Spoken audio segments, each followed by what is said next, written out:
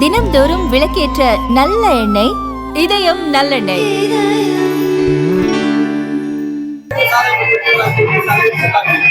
திமுக கூட்டணியில் மிகப்பெரிய விரிசல் நடந்து கொண்டிருப்பதை நாம் பார்த்து கொண்டிருக்கிறோம். காங்கிரஸ் இன்று பெரிய அளவில் திமுகவுக்கு எதிரான ஒரு மனப்போக்கை கொண்டிருப்பதை நீங்கள் எல்லாம் அறிந்த ஒன்று.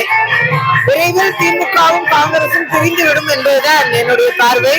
அந்த அளவில் காங்கிரசில் பெருவாரியான காங்கிரஸ் நபர்கள், நிர்வாகிகள், பொறுப்பில் இருக்கக்கூடியவர்கள் அனைவருமே வேற கூட்டணியில் செல்ல வேண்டும் என்ற தங்களுடைய விருப்பத்தை தெரிவித்திருக்கிறார்கள்.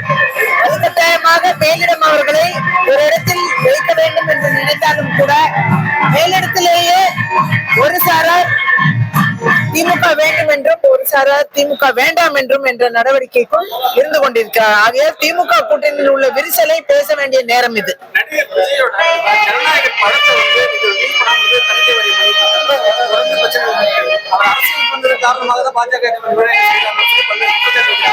இல்ல, அது தணிக்கை சான்றிதழுக்கு தேவையான ஆவணங்களை சரியாக ரிவிஷன் கமிட்டி முன்னாடி அவங்க ப்ரொடியூஸ் பண்ணாலே அந்த பிரச்சனைகள்லாம் தீர்ந்து சான்றிதழ் வழங்குவதற்கான சாத்தியக்கூறுகள் ஏற்படும். சட்ட ரீதியான நடைமுறையை அவர்கள் பின்பற்ற வேண்டும் என்று கேட்டுக்கொள்கிறேன். வேண்டுமென்று பாஜக மீது பழி சொல்வதை விட்டுவிட்டு சரியான சான்றிதழ் வாங்குவதற்கான சரியான தேவையான ஆவணங்கள் அதை ப்ரொடியூஸ் பண்ணாம இருக்காங்க. அது எல்லாத்தையும் ப்ரொடியூஸ் பண்ணாங்கன்னா அது சான்றிதழ் கிடைத்து விடும்.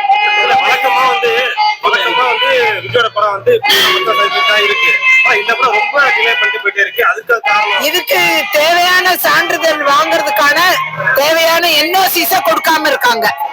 அதை ப்ரொடியூஸ் பண்ணாங்கன்னா ஆட்டோமேட்டிக்கா சான்றிதழ் வர்றதுக்கான சாத்தியக்கூறுகள் இருக்கு. அததான் ஹைகோர்ட்டும் சொல்லியிருக்காங்க, அதுதான் சுப்ரீம் கோர்ட்டும் சொல்லியிருக்கு.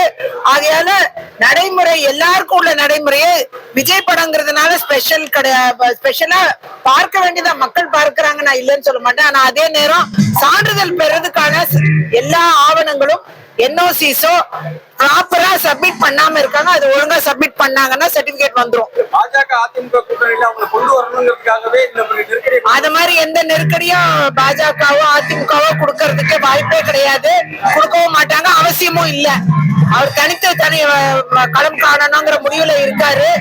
அது பிரச்சனையே கிடையாது. அவர் தனித்தே இந்த களம் காணட்டும், நாங்களும் அதான் விரும்புறோம். அந்த அளவுல அவரை பொறுத்தவரை எந்தவித சான்றிதழுக்கு தேவையான நடவடிக்கைக்குள்ள அவங்க செல்ல மாட்டேங்கிறாங்க. சட்ட நடைமுறைக்குள்ள அவங்க போவாங்கன்னா அந்த சான்றிதழை பெறுவது ஈஸி தான். அதை வச்சு ஒரு அரசியல் பண்ணக்கூடாது அப்படிங்கறத நான் தெளிவுபடுத்துறேன். அப்படி அரசியல் செய்து கொண்டே இருந்தா படம் வெளிவராமே போயிடும்.